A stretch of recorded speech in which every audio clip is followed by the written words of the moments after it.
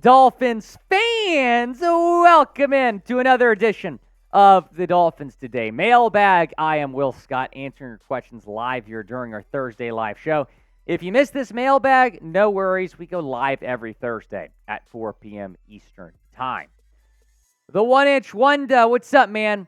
What round should I draft Devon Achane in fantasy? Man, he could be a late round sleeper. I don't think he's going to be projected to be the Dolphins starting running back. However, you could take him, let's say, 9th or 10th round potentially, and he could definitely develop into the Dolphins starting running back. I do believe by the end of the year he's going to be RB1.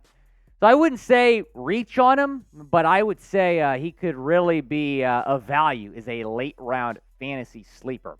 Scotty B, what's up, man? Watching from Scottsdale. Do you think we will sign a left guard or move Wynn over there? A lot of you have been asking me about this, Scotty, so I appreciate you asking me about this as well so we can address it on a mailbag finally. Isaiah Wynn is not going to play left guard. Now, I just don't see that happening. He's never played guard before, and yeah, he had more success at left tackle than right tackle. That doesn't mean he's going to have more success as a guard than he is as a tackle. I would have him be the starting right tackle on this football team. Now, if you had confidence in Austin Jackson, and Austin Jackson was a proven right tackle, that's one thing. Maybe slide Isaiah Wynn to guard, see how that goes. But I don't want there to be another failed project here. When you move a tackle to guard, it has not worked out with Eichenberg. Wynn has had success as a tackle. I think he should be your starting tackle, and that's what I expect to happen here. Carter with a similar question. Thanks for the question, Carter. Who's your ideal starters on the offensive line? So I'll say this. I'm going to go with, as it stands right now, I unfortunately can't say like Dalton, Risner at left guard. As it stands right now, I would like to start Armstead at left tackle, Wynn at right tackle, Hunt at right guard, Williams at center. Those guys should be locked in. Now the question is, who plays guard? There are a few upgrades, in my opinion, on the current roster over Liam Eichenberg. Starting with Robert Jones, I think he would be better. I actually think Ryan Hayes might be worth the tackle out of Michigan, seeing how he can play guard in the National Football League, and he's actually looked good in minicamp as a versatile offensive lineman. And then Dan Feeney, I also think is an upgrade. So Hayes, Jones, or Feeney at left guard. I do not think Liam Eichenberg should be your starting left guard, but will he? Probably so. What's your confidence level in the Dolphins' offensive line right now? It's certainly gotten a little bit better after the signing of Isaiah Wynn. But scale it for me down in the comments section, 1 to 10. What is your confidence level in the Dolphins' offensive line right now? John Urich, what's up? Appreciate the super chat, man. Hate the Jets game on Black Friday at 3 p.m.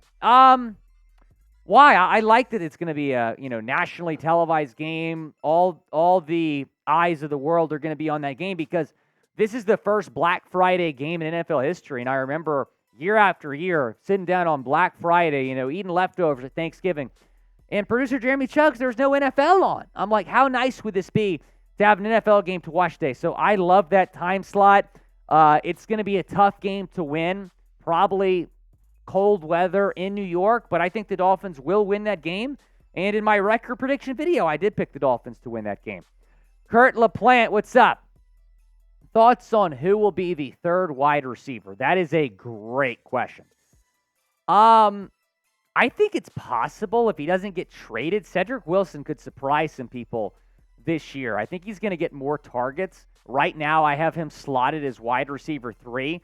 If not him, I think it's going to be Braxton Berrios who steps up as the third wide receiver on this team. But I do believe Ced is going to surprise some people this year if he does not get traded. And that is a big if. Be sure to subscribe for our award-winning, self-proclaimed admittedly, but award-winning Dolphins mailbags. We bring you probably 2 mailbags at this point every single week. So be sure to subscribe and join us for our live shows every Thursday at 4 p.m. Eastern Time. That's where we do these mailbags. Super chat like Mo. Get on the show. What's up, Mo? Miami has the best secondary in the NFL. What do you think? Jets have good corners, but the safeties suck. Yeah, Jets are up there. I think Miami has a better secondary right now because Javon Holland and Brandon Jones, That's one of the best safety tams in the league. And then Jalen Ramsey and X are one of the best corner duos in the league. So I'm with you, Mo. I think the Dolphins have the best secondary in the league. They also have a lot of depth there, which is important. Last year, they had some guys go down. We saw the defense not perform as well without some of those guys, but they have a lot of depth, and their starters at those positions are also very good at corner and safety. John Ruiz, the most aggressive GM in the chat, signed Dalton Risner, and the Dalvin Cook to Miami rumors are still happening. And who should the Dolphins trade in the trade deadline? I don't think they're going to get Dalton Risner. Here's why. They hired Butch Berry to be the offensive line coach, who was not well liked in Denver, where Dalton Risner and Cam Fleming both were at. So I don't think the Dolphins are going to sign either of those guys. Dalvin Cook to Miami, we're still hearing about that. I'm still going to lean toward that's not going to happen, but we'll see when that money clears on June 1. And who should the Dolphins trade at the trade deadline? The trade deadline's not for a while. Who should the Dolphins trade now? If they trade anybody, probably Cedric Wilson. It'd clear nearly $7 million in cap space. Captain Dan, what's up? Would you sign Matt Ryan as a backup? No. Matt Ryan is cooked. Had a great career, but Matt Ryan is done. I do not expect Matt Ryan to play in the NFL again. In fact, I think he's going to be calling games for CBS, right? I think he's going to be doing some TV for CBS. So, yeah, I think he's done. Is Tua going to stay healthy all season? Type Y for yes or type in for no down in the comment section. Go down, let me know. Is Tua Tagovailoa going to stay healthy all season? I think so. I really do believe he's taking necessary steps for that to happen.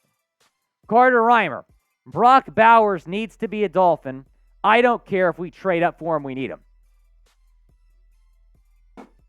Brock Bowers as a Dolphin would be elite. I would love for this to happen. I'll say this. I don't know if the Dolphins are going to be in a position to draft him. Like you said, they might have to trade up, but he is the best tight end in next year's class. I also like the Texas tight end as well. That's a name worth watching.